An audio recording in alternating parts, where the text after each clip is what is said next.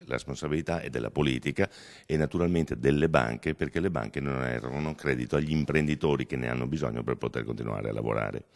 Ne esce dall'ultima commissione del distretto direzionale antimafia, dove viene spiegato anche come le mafie stanno proliferando al nord Italia perché hanno trovato un mercato fertile, perché le banche non prestando denaro, l'imprenditore si trova costretto a rivolgersi altrove e questo è il risultato. Non c'è un contratto di prestito, gli danno i soldi e poi cominciano comunque a consumargli la vita.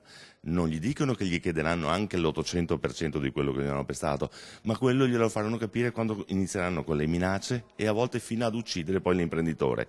Se non succede questo, invece cos'è che succede? Si fanno firmare poi il passaggio della proprietà comunque delle aziende, delle piccole aziende, delle aziende di servizi che vengono poi acquisite da terzi soggetti.